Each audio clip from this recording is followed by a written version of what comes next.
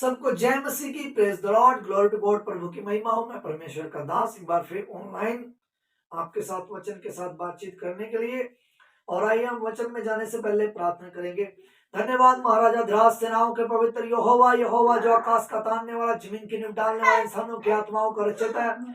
आपके अनुग्रह के सिंहासन के पास आते हैं। आपका दास पौलुस प्रेरित कहता हो, हमें आप बांध के अनुग्रह के सिंहासन के पास चले ताकि हमारे ऊपर अनुग्रह हो।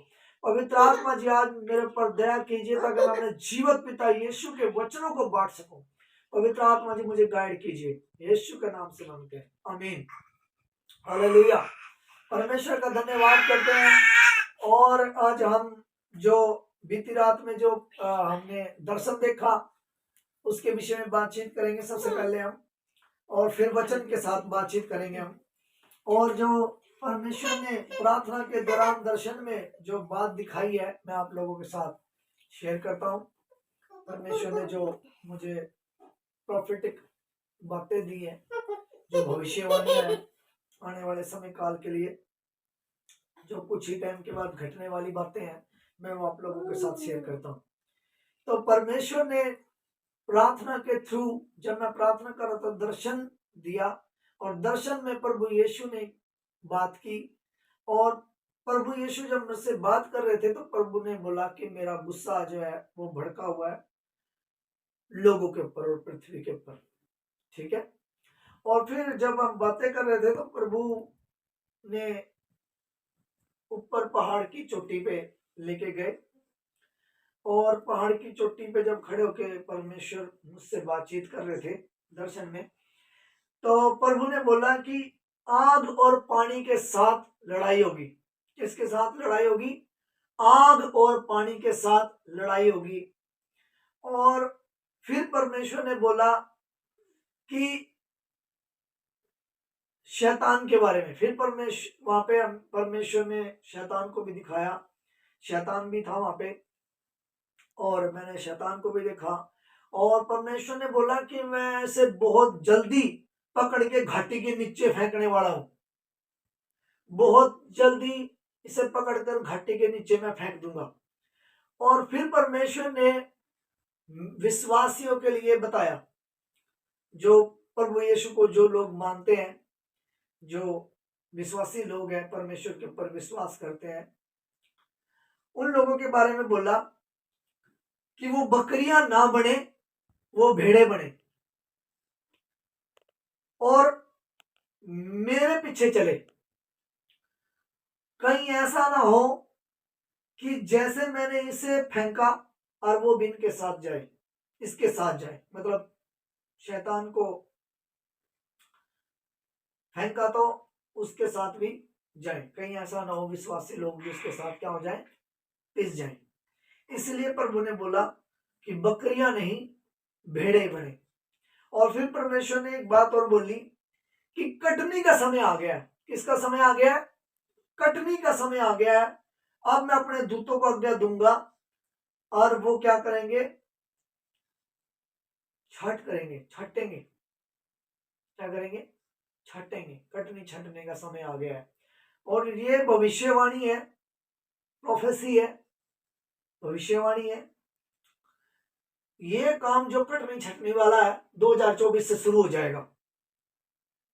2024 से कटनी छटनी का काम शुरू हो जाएगा विश्वासी लोगों के जीवन में। और परमेश्वर ने बोला कि ये काफी लंबे समय तक चलेगा। हालेलुया। काफी लंबे समय तक चलेगा। और फिर परमेश्वर ने और भी बहुत सारी बातें बताई, जैसे कि वो बात बताई थी आग और पानी से लड़ाई होगी। आग और पानी से जो लड़ाई दिखाई है वो ऐसा दिखाया है कि जैसे ऊपर से आग नीचे गिरी है, जैसे परमेश्वर के दूत आग के बन के नीचे उतरे हैं, ऐसा दिखाया गया है। और जिस जगह पे वो उतरे हैं, मतलब बहुत फास्ट आए, ऊपर से बहुत तेज आए हैं, तो जिस जगह पे उतरे वो जगह जल गई है। क्या हो गई है? जल गई है। इसलिए बोला गया कि आग और पानी से क्या होगी? लड़ाई होगी। ये मैंने संकेत दिया है। प्रभु ने मुझे दिया और मैं आप लोगों के साथ शेयर कर रहा हूँ कि कटने का समय आ गया है। और प्रभु ने और भी बातें बताई हैं कि जैसे कि सूर्य अंधियारा हो जाएगा, और भी बहुत सारी बातें बताई हैं, उनको भी मैं आगे बताऊंगा। और अब चलते हैं हम परमेश्वर के वचन में। ये तो हो गया दर्शन लोगों के साथ। अब चलते हैं हम परमेश्वर के वचन में। मत्ती रचित सुसमाचार 3 अध्याय उसकी 12 आयत से मैं पढ़ूंगा। वचन को पढ़ते हैं।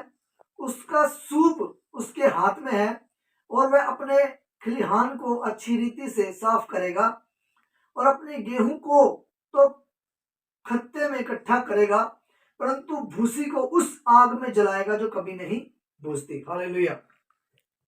मतलब वही बात है, कटनी और छटनी जो गेहूं है वो खत्ते में इकट्ठा करेगा, जो भूसी है उस आग में जलाएगा जो कभी नहीं बुझती, जो शैतान के लिए तैयार कर रखी है। हालेलुया। और एक वचन और हम पढ़ेंगे परमेश्वर के वचन से, देखेंगे। ये है मत्ती रचित सुसमाचार अध्याय 13 उसकी 30 आयत भी मैं आप लोगों के साथ पढ़ूंगा। इसमें पढ़ते हैं हम। कटनी तक दोनों को एक साथ बढ़ने दो। ये दुष्ट लोग और धर्मी लोग हैं, यहाँ पे प्रभु इसके बारे में बता रहा है। कटनी तक दोनों को एक साथ बढ़ने दो, और कटनी के समय मैं काटने वालों से कहूंगा कि पहले जंगली दानों के पौधों को बटोर ले जलाने के लिए, उनके मुट्ठी बांध ले और गेहूं को मेरे खत्ते में इकट्ठा करे। फिर वही बात आ गई कि प्रभु यीशु अपने दूतों को आज्ञा देगा और जो जंगली है, जो दुष्ट है, दुष्ट का नाश करने के लिए परमेश्वर क्या कर रहा है, इस काम को करेगा। इसीलिए कटनी छटनी चलेगी, वो अलग कर देगा, भेड़ों को अलग करेगा और बकरियों को क्या करेगा, अलग करेगा। हालेलुया। भेड़े और बकरियां अलग अलग हो जाएगी। इसलिए परमेश्वर ने यह मैसेज दिया है कि जो प्रभु के लोग हैं वो बकरियां ना बने, भेड़े बने। इसी से एक वचन और हम पढ़ेंगे, मत्ती रचित सुसमाचार 25 अध्याय और उसकी 31 आयत से मैं पढ़ता हूं। जब मनुष्य का पुत्र अपनी महिमा में आएगा और सब स्वर्गदूत उसके साथ आएंगे, तो वह अपने महिमा के सिंहासन पर विराजमान होगा और सब जातियां उसके सामने इकट्ठी की जाएंगी। जैसे चरवाहा भेड़ों को बकरियों से अलग करता है, वैसे ही एक दूसरे से अलग किए जाएंगे। जैसा चरवाहा, प्रभु ने उदाहरण दिया, जैसा चरवाहा भेड़ बकरियों को अलग अलग रखता है, वैसे ही परमेश्वर के दूत भी इस काम को क्या करेंगे, अंजाम देंगे, अलग अलग कर देंगे, भेड़ों को अलग और बकरियों को अलग।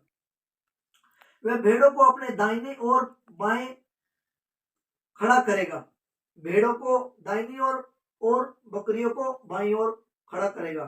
हालेलुया। और तब जो बकरियां हैं उनके लिए क्या शब्द इस्तेमाल किया गया है वो मैं बता देता हूँ। 41 आयत में लिखा हुआ है, मत्ती रचित सुसमाचार 25 अध्याय उसकी 41 आयत। तब वह बाएं वालों से कहेगा, हे श्रापित लोगों, मेरे सामने से उस अनंत आग में चले जाओ जो शैतान और उसके दूतों के लिए तैयार की गई है। इनसे बाएं वालों पे, और जो बाएं वाले हैं वो बकरियां हैं। इसलिए परमेश्वर ने जो आज हमको मैसेज दिया, उस मैसेज में भी यही था कि ये बोला गया था कि मेरे लोगों को बोल दो कि बकरियां नहीं बनना, भेड़े बनना है। हालेलुया। अब हम जो वो शब्द देखेंगे जो प्रभु ने भेड़ों के लिए इस्तेमाल किया गया है। हालेलुया। मैंने बकरियों वाला बता दिया, उसने फिर पढ़ देता हूं एक बार। तब वह बाएं वालों से कहेगा, हे श्रापित लोगों, मेरे सामने से उस अनंत अग्नि में चले जाओ जो शैतान और उसके दूतों के लिए तैयार की गई है। हालेलुया। अब मैं वो वचन पढ़ता हूं जो उसने भेड़ों के लिए कहा है, जो उसने बोला कि मेरे लोगों को बोलो बकरियां मत बनो, भेड़े बनो। ठीक है, अब मैं वो वचन पढ़ता हूं। मत्ती रचित सुसमाचार 25 अध्याय उसकी 34 आयत। तब राजा ने अपने दाहिनी ओर वालों से कहा, हे मेरे पिता के धन्य लोगों, आओ उस राज्य के अधिकारी हो जाओ जो जगत के आदि से तुम्हारे लिए तैयार किया गया है। हालेलुया। एक तरफ श्रापित लोग हैं, एक तरफ परमेश्वर के धन्य लोग हैं। यहाँ पे फिर मैं इस वचन को पढ़ूंगा। तब राजा मिस प्रभु यीशु मसीह, तब राजा ने अपने दाहिने ओर वालों से कहा, हे मेरे पिता के धन्य लोगों, हे मेरे पिता मतलब महाराजा धिराज सेनाओं के पवित्र यहोवा के धन्य लोगों। हालेलुया। क्योंकि जो भेड़े हैं वो परमेश्वर की है। हालेलुया। क्योंकि एक जगह पे बात बोलता है, एक वचन और बोलता है प्रभु यीशु मसीह, कोई मेरे पास नहीं आ सकता जब तक कि मेरा पिता उसे खींच ना ले। हालेलुया। मतलब जितने भी भेड़े हैं वो सब परमेश्वर की दी हुई है, जो प्रभु यीशु मसीह को दे रखे। हालेलुया। और एक जगह पे फिर प्रभु यीशु मसीह इस वचन को बोलता है कि जितनों को आपने मुझे दिया मेरे पिता, उनको मैंने नहीं खोया, सिर्फ एक को छोड़। हालेलुया। तो इसका मतलब परमेश्वर इस दुनिया में अपने दूतों को भेजेगा बहुत शीघ्र ही, बहुत जल्दी इस दुनिया में परमेश्वर के दूत आएंगे और जैसे कि मैंने बोला आग और पानी की लड़ाई बजेगी और तब परमेश्वर अपने इस काम को अंजाम देगा और कटनी छटनी 2024 से शुरू हो जाएगी। ये भी भविष्यवाणी है।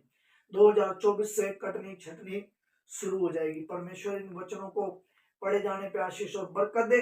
अब हमारा काम है, हमें परमेश्वर की आवाज सुनना है और उसके पीछे चलना है। हालेलुया। हमारा चरवाहा एक ही है, वो प्रभु यीशु मसीह। हमें उसके पीछे चलना है ताकि अनंत जीवन के क्या हो जाए, अधिकारी हो जाए। जैसे कि 34 वचन में कहा, मत्ती सुसमाचार 25 अध्याय 34 वचन में, हे मेरे पिता के धन्य लोगों, अधिकारी हो जाओ। हालेलुया। क्या हो जाओ? अधिकारी हो जाओ। किसके? अनंत जीवन के अधिकारी हो जाओ। हालेलुया। परमेश्वर इन वचनों को पढ़ जाने पर आशीष बरकत दे। आइए हम प्रार्थना करते हैं। प्रभु जी, आपके अनुग्रह के सिंहासन के पास आते हैं मेरे परमेश्वर। प्रभु जी, एक बार फिर आपके नाम की बड़ी महिमा करते हैं, आपके नाम की बड़ी स्तुति करते हैं, धन्यवाद करते हैं। प्रभु जी, आप हमारी प्रार्थनाओं को सुनते हैं, धन्यवाद करते हैं। प्रभु जी, आप दर्शनों के द्वारा बातचीत करते हैं मेरे परमेश्वर। प्रभु जी, प्रार्थना करता हूं संसार भर में जितने भी आपके लोग हैं मेरे परमेश्वर, उन सब लोगों के लिए प्रभु जी मैं विनती और प्रार्थना करता हूँ।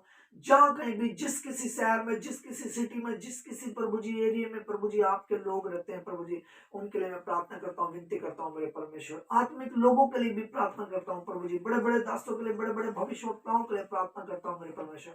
सबको आपके अनुग्रह के सिंहासन के पास लेके आता हूँ प्रभु जी मेरे परमेश्वर।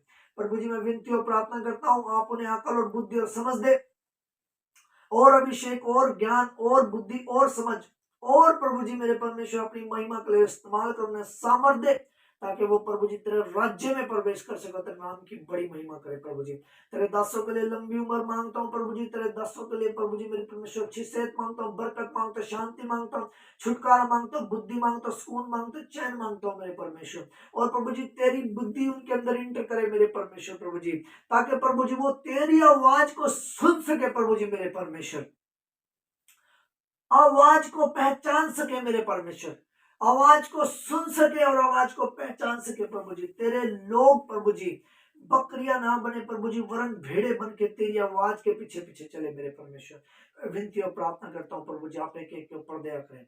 जो प्रभु जी बीमार है आप उन्हें छू के चंगा करे प्रभु जी, जो दुखों में, कलेशों में, परेशानियों में, उन्हें बाहर निकाल ले मेरे परमेश्वर।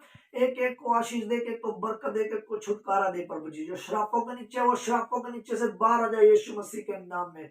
अंधकार की शक्ति थर थर कांपे हो, उनको डरावना दिखाई दे मेरे परमेश्वर। आप लोगों के ऊपर दया करे प्रभु जी मेरे परमेश्वर। सदा खुदा बुद्धि दे, लोगों को समझ दे, ताकि तेरा वचन प्रभु जी वो समझ सके और अपने आप को वो तैयार कर सके प्रभु जी मेरे परमेश्वर।